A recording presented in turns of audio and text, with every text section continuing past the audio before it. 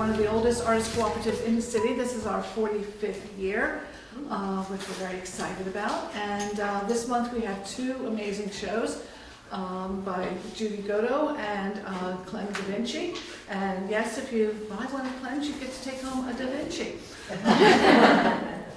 But I want to welcome you all and to our artist talk. And our first artist to talk now is Judith Goto. Thank you, Judy. Thank you. I want to thank everybody for coming today. This is my first individual show at 3rd Street Gallery. And aside from the shaky start that we had with the flood, I'm really happy to be showing here. And I'm happy to be sharing the space with Clem. If you look at both sides, you can see that our work has some similarities. We both work representationally on paper. And both of us like to include in some of our work architectural elements.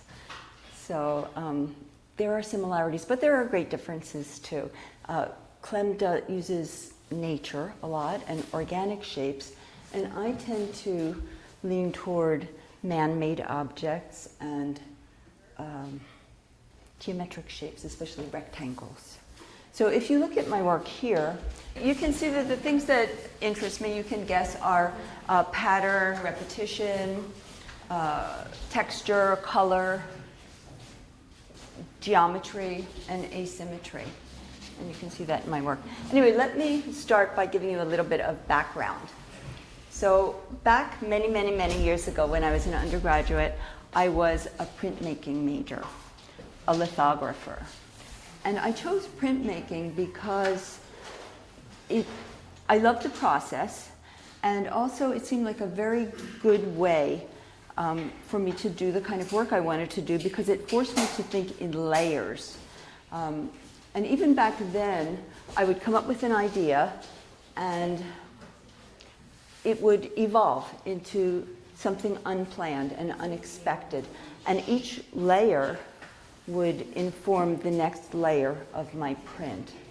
So printmaking was great for me. But I remember that, I remember one of my teachers saying to me, "Oh my God, Judy, you're a printmaker. Can't you even pretend to try to get two finished pieces that look alike?" And that was really hard for me because that was never my goal, to make multiples. I like printmaking because I like the process and the way that it makes me, makes my work. Anyway, within 10 years of graduating from Tyler, I had pretty much stopped making artwork. And I concentrated on my family and my job. And then 8 years ago, or 8 or 9 at this point, I retired and decided I wanted to make artwork again. I moved back to Philadelphia and I started taking classes at Fleischer. And at Fleischer, I found the perfect class for me, called Collage and Mixed Media. So not only was my teacher, Fran Gallen, fabulous, she's great, but the process was so good for me because it let me glue a layer of paper on top of layer of paper on top of layer of paper. And I could use pattern papers and textured papers and wallpaper and transparent papers that would let the viewer see a little bit of what was happening in earlier versions of the drawing. And then the mixed media part, I could draw and paint on top of anything I wanted to, which I did when I was a printmaker. And that was really frowned upon, but it's okay with, with collage and mixed media.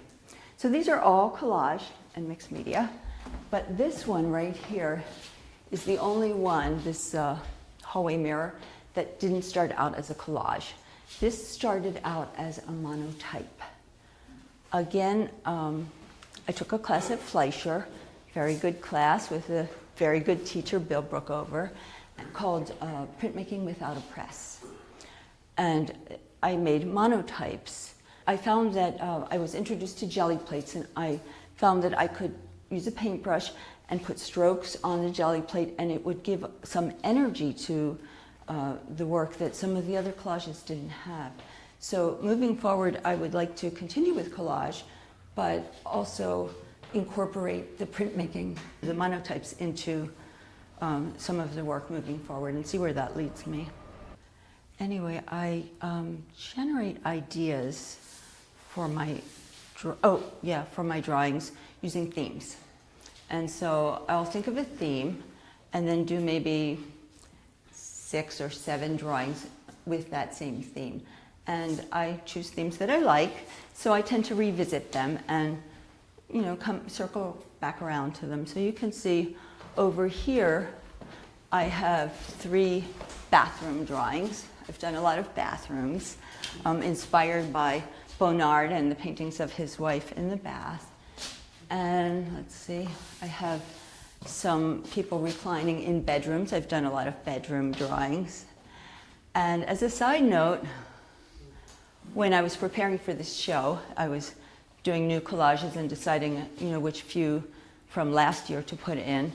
In my mind, I was working towards this Bed Bath & Beyond show. So I was happily working, and then I discovered that Bed Bath & Beyond went bankrupt. And I thought, oh, that's not good. So I changed my thinking, and it became interior spaces and beyond. And at any rate, the beyond part is the hallways. So that's a new theme for me, the hallways. And some members may remember, in February we did a member show, and I had a piece called 4 Chairs. And it was a collage of 4 chairs lined up in a row against a wall with a staircase. And then in front of the chairs ran a carpet that curved off into the distance. And I really liked that collage. And so I wanted to push the idea a little further. So where is it? I did this one next. And if you remember the other piece, the colors are very similar, and the way that the carpet curves off is similar as well. And then I did some others. And for example, this one with the yellow carpet, this also curves off, but because the paper is square, it has a different feeling of space in it. So, and then I did the, where is it? Straight carpet, and the curve is at the stairwell instead.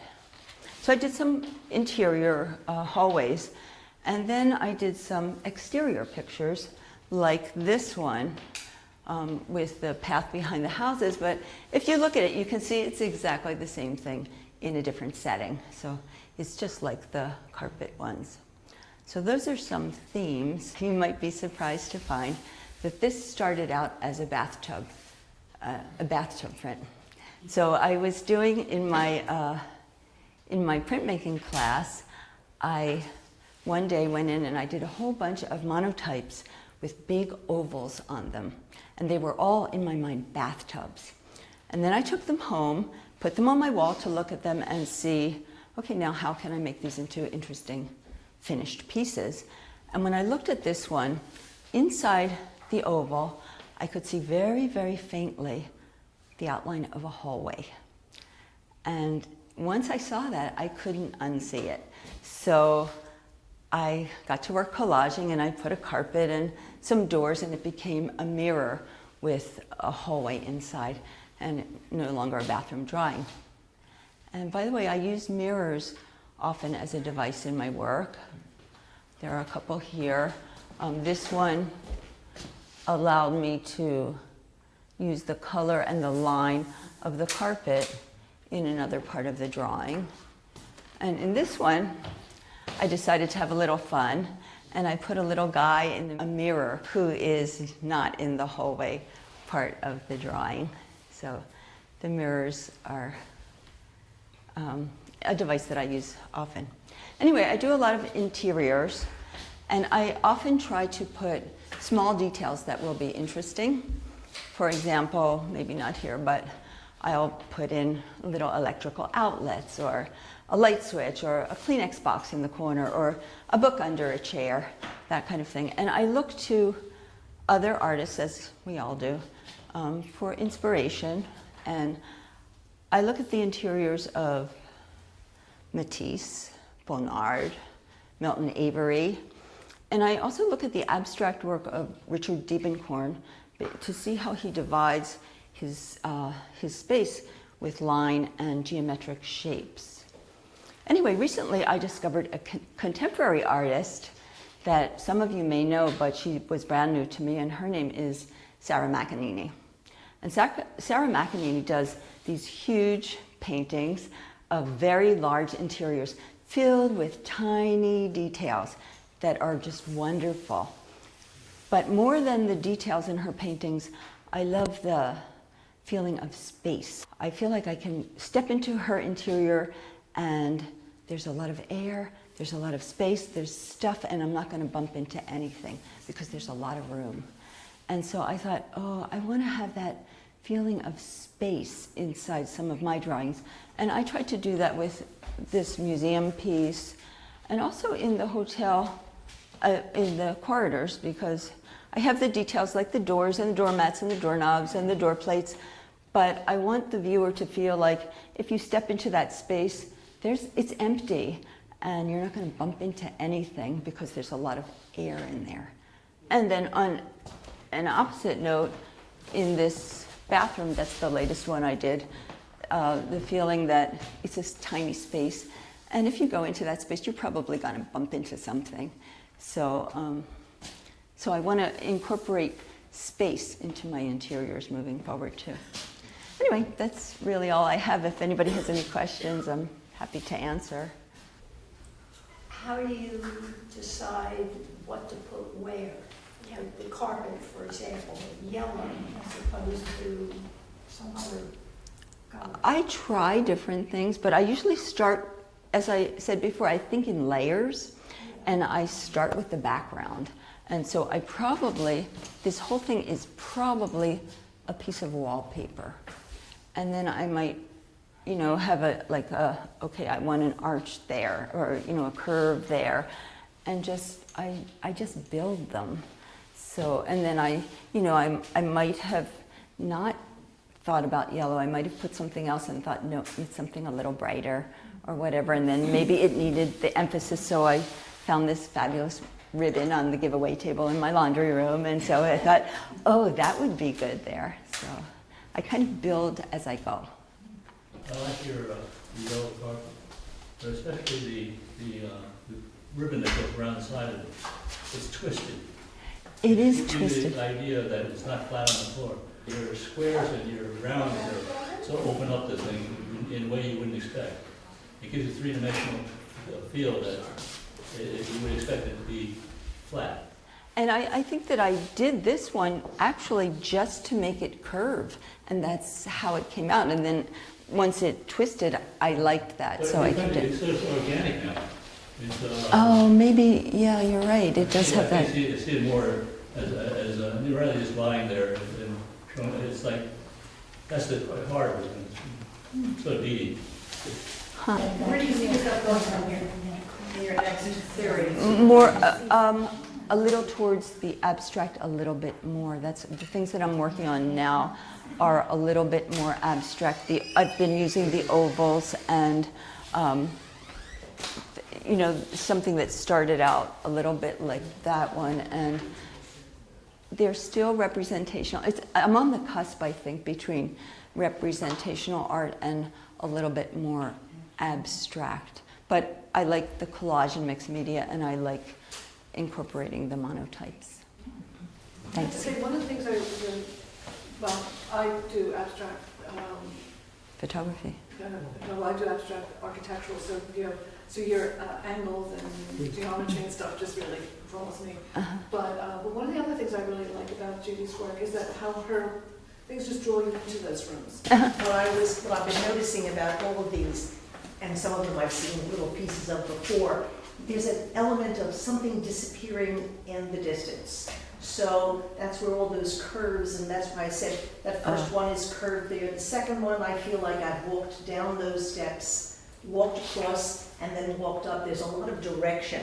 Even the people whose, we see there's a mystery there because we see their backs, we don't see their fronts. the mystery of the little man in the mirror there. So a lot of these they really do draw you in, and you sort of wander out somewhere else, even the bathtubs, because the woman is not fully realized.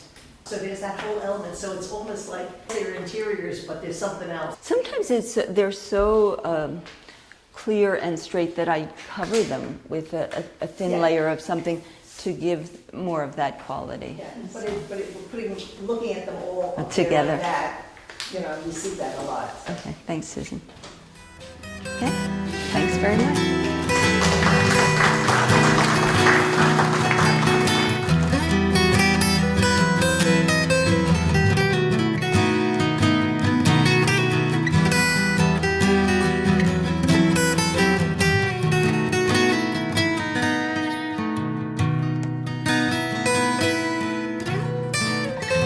We're very excited to have two really dynamic shows. We just heard from Judith Goto, and now we're going to hear from Clement Davinci.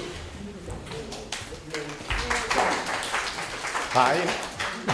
Thanks everybody for coming. And since this is my first show at a gallery, or the Third Street Gallery, I thought I'd start with the beginning, which is my name, Davinci. And whenever I meet someone, they want to know, are you related to Leonardo? And the actual answer to that is yes. My grandfather's name's Leonardo da Vinci. And it's funny, but that's the truth. And my wife and I went to the town where my grandfather was born in Maida, Calabria, Italy, this May, and we found out how the name came about. He was a illegitimate child. In the town, there was a church with a wheel, with a cradle in the wheel. And the mother would put the babies in the wheel, spin the wheel around, it would go inside the church, and the nuns would take the baby. And many times they would give it a famous name, and this one ended up with Leonardo da Vinci. So I actually met the family that took him in, well, second cousins of mine. So. Great story. Now, how does that relate to watercolor? So, my grandparents were always saying, this is a very important name, and it's always stressed me. You got to do something with art. So ever since I was a little kid, I was drawing, painting. Mostly, early days was pen and ink. More very detailed pen and ink. I'm sure my friend Janice is I went to high school with her, so she would know. She'd probably be the only one. They're the opposite of these. Very detailed, large pen and ink pieces. But I always had a little pan of watercolor that I, just a little wash over it and filled in the gaps. 1996, I decided to take a watercolor class at Fleischer, and that was the beginning of it. So I started just watercolor in 1996, which was 27 years ago. So it's been developing. I've taken classes. Anybody who offers a watercolor class, I've taken it. Main Line Arts Center, Wayne Arts Center, Cerulean, Fleischer, PAFA, private lessons, and this is what it's developed into. I decided on the landscape ones first. They're probably not my more popular ones that I sell. The more popular ones are cityscapes, and they're a lot tighter. But I think that the landscapes, they show off the unique qualities of watercolor that you can't get with oil or acrylic or pastel, because you can, spray into them and let the water flow and the colors flow together. Like something like this, I would just put the color on and spray it, let it flow, tilt it, wrap it around, let it dry, and then go back in and add another layer and another layer and another layer. Most of these are done over the course of about a week, which is pretty long for watercolor, actually.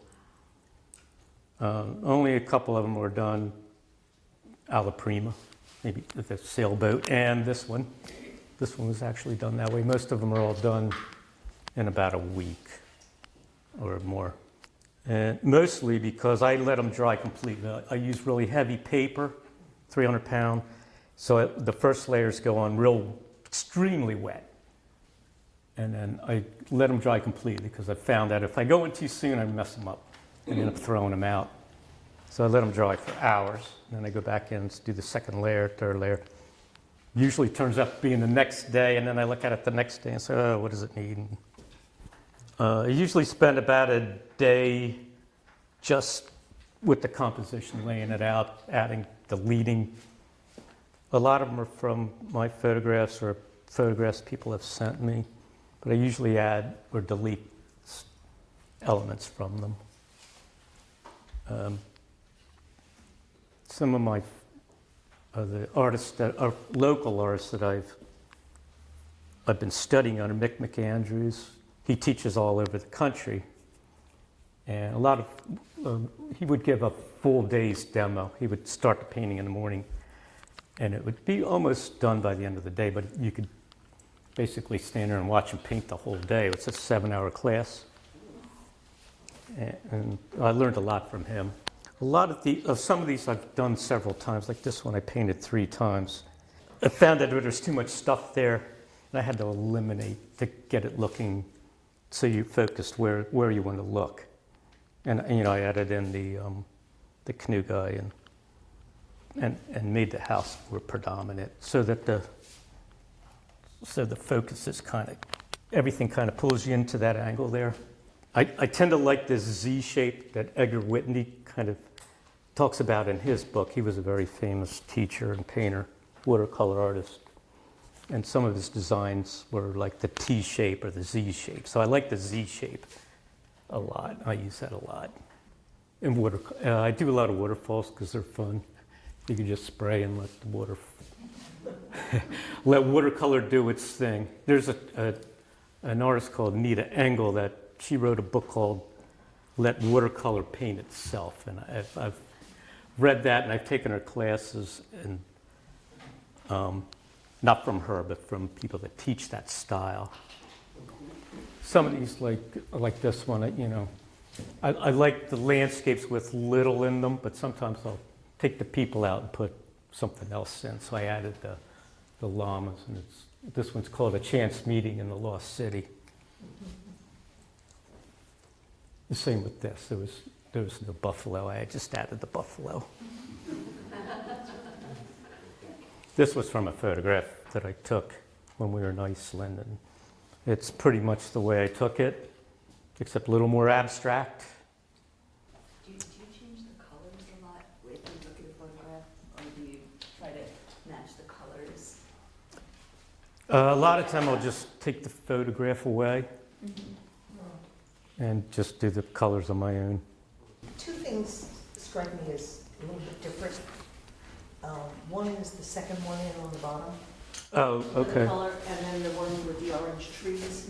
Somehow those seem a little different. If you looked at, played the kids' game, which one of these things is not like the other? Those 2 look very different to me. Is that just because I'm looking for differences, or because? It may have been just experimentation at the time. I'm always trying different techniques and styles. Maybe I'll watch a video and say, oh, that sounds cool. Maybe we'll try that on this one. Is that really, the color there really pops in a way? Yeah, I added a really thick Yeah, and a lot of scraping and spraying. yeah, and the one on the bottom there. This was a little tighter. It was more brush stroke. Yeah, and a I was color. Yeah. single brush strokes, repeat patterns. They're really important, repeated patterns, but different sizes and shape. That's one shape, but it's the same. That's the shape. These are the same shape, but they're different sizes and different values to them. There's some appealing quality to that in art.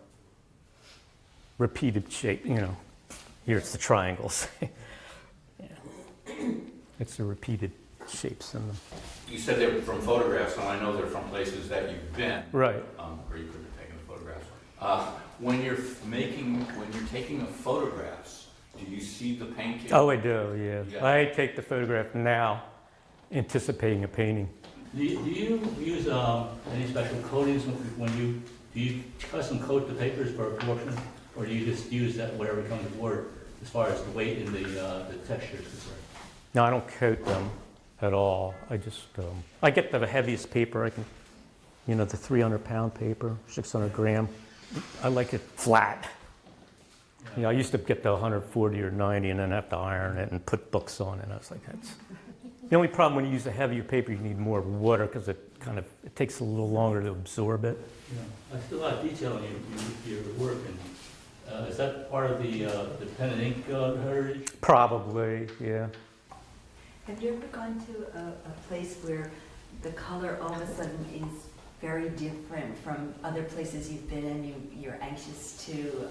Oh, yeah, definitely. What kind of places changed your color scheme? Iceland, definitely. Oh. Yeah, I loved Iceland. I came back and I did like 15 paintings of Iceland. I'm still doing them. I love it. It's a very... I just came back from Antarctica. Oh, yeah. People tend to think that, it's white. No, But it there really- isn't, no. But it really isn't. There's, You start to I look, love it's doing yellow, snow it's paintings, blue. and there's very little white Yeah, in a snow painting. yeah. It's a lot of blues, and Blues sometimes and like yellows. And Yeah. Are there's pictures Iceland in there? Because when I look at them, I said it looks like... This is Greenland, Iceland, and that's Iceland. I'll probably do a show with Iceland one day, just all Iceland. Clement, do you see yourself teaching the landscape process? I do. I think eventually I'm going to teach. I'm in classes now, and then I'm teaching in the class. Sometimes it can get a little funny sometimes. I do still like learning. I like taking classes because you're always, even in a basic starting class, you can learn because you forget stuff, and sometimes it's best to go back to the basics.